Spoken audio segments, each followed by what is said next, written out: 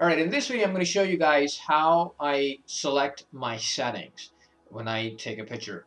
Recently I was asked, how do I know what ISO to pick or what aperture to pick? I mean, is it just, am I trying different settings when I'm on shoot? How exactly does this work?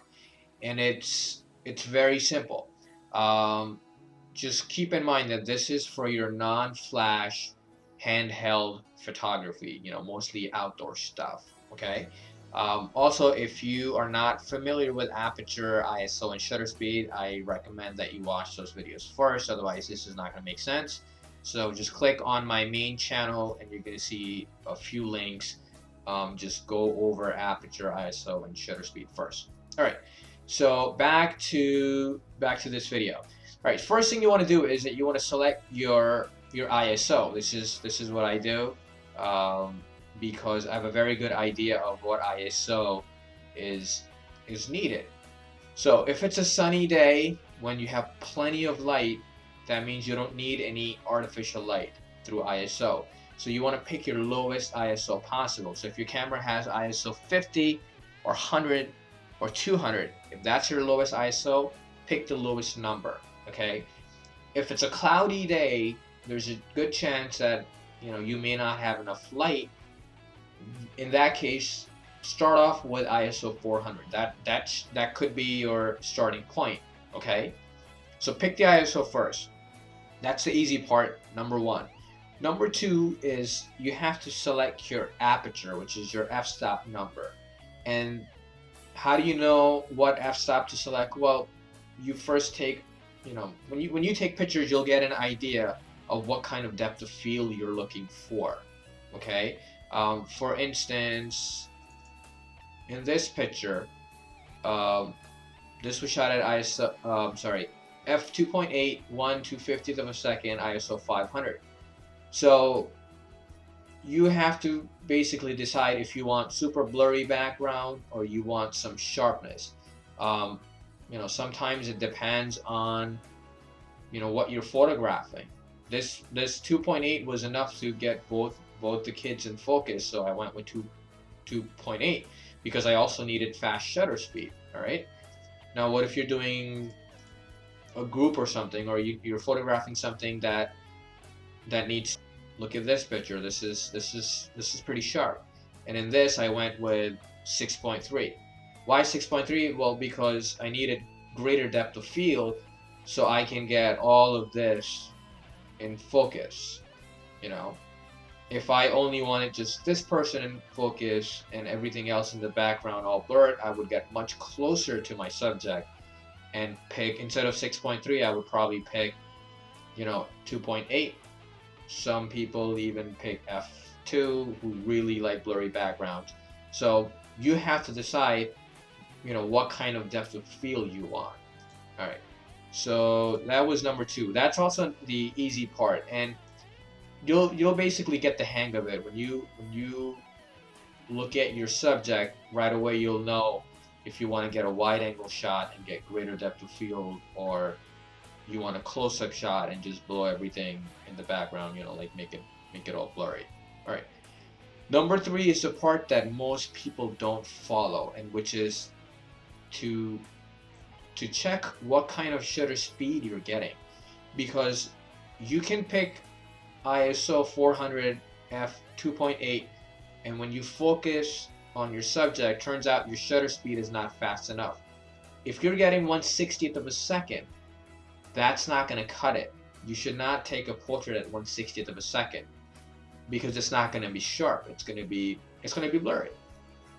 So in that case, what you have to do is you can either increase your ISO until you get your desired shutter speed, or you can open up your aperture. So let's say your aperture is 5.6 and the shutter speed is 1/60th of a second. It's not going to cut it. You have to either open up your aperture to let more light in so it increases your shutter speed, or if your ISO is set on 100, increase that to I don't know, 200, 320, or 400. Try 400 and see what kind of shutter speed you get. The whole purpose of ISO is basically to get you over your minimum shutter speed, because if your shutter speed is slow and you're taking this picture handheld, it's going to have camera shake and it's going to be blurry. All right.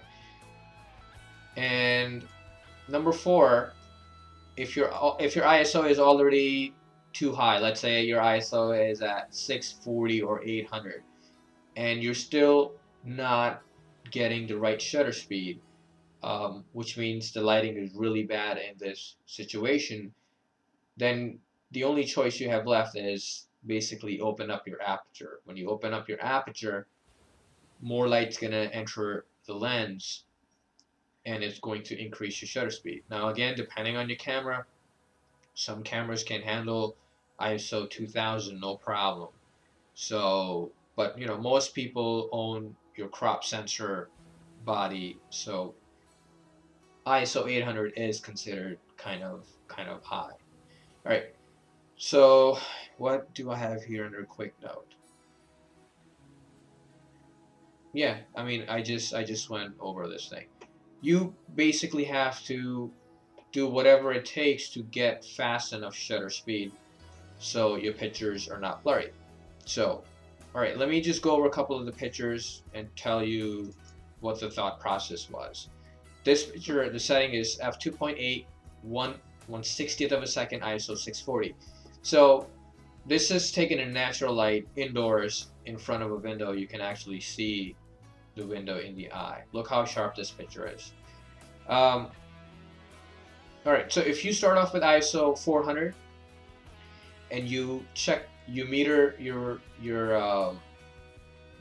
check the shutter speed basically, and you're not getting fast enough shutter speed, which means now you have to either open up your aperture or you have to increase your ISO. So in this situation, I decided to increase my ISO to 640 to a point where I was able to get fast enough shutter speed. So I could have opened up my aperture to 1.8, but I don't shoot wide open unless it's just a desperate situation, okay?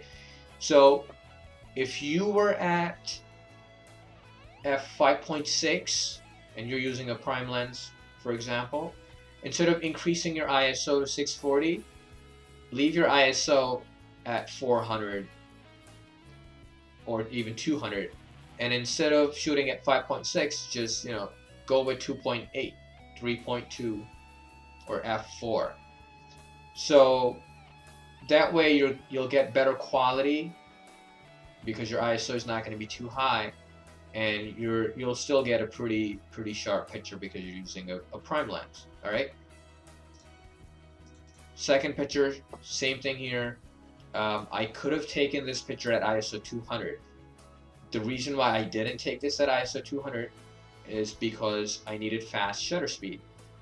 If the kid is playing, 1/60th of a second may not cut it. 1/25th of a second is not going to cut it. It could be blurry if the kid really moves fast. So in that case, my comfort level is around 1/250th of a second. So I kept my ISO at 400, which is, what I normally use on a cloudy day or if there's not enough light. f2.8, and there you go. So select your ISO first, select your aperture that you want, look at the meter reading. If your shutter speed is good, you simply take the picture. And if the shutter speed is too fast, that means you can actually reduce your ISO.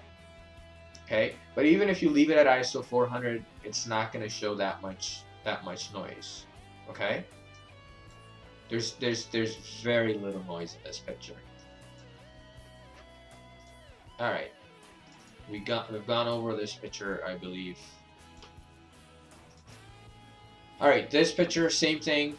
I must have started off with ISO 400, which was not enough, which was just not fast enough.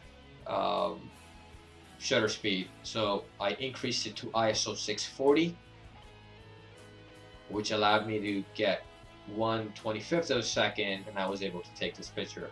Okay, so make sure that you increase your ISO if necessary, or open up your aperture to let more light in if it's necessary.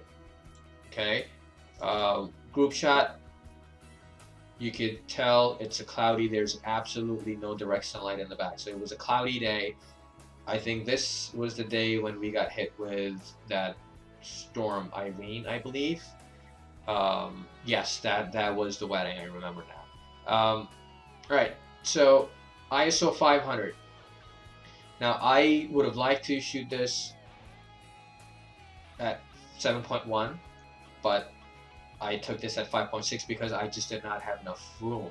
My shutter speed is 1/25th of a second, and I just did not want to increase my ISO even further. So in a case like this, you know, sometimes you compromise on your depth of field, on the sharpness. So 5.6 was still sharp enough, and that's how you basically decide. Now, if I were just photographing the bride here, I would not take this at 5.6. You know, I would reduce my ISO a little, and you know, pretty much take the shot at 2.8, 3.5, or even f4. All right. So hope this helps, and if you have any questions, let me know. Just make sure you follow the step number 3. Get your meter reading to see what kind of shutter speed you're getting, and based on that, you have to decide if you want to increase your ISO or open up the aperture. In some cases, you have to do both. You have to increase the ISO and open up the aperture because the light is just not that good. Hope this helps. And how do you do this indoors? That's going to be another video, I guess. Until then, I'll see you guys later.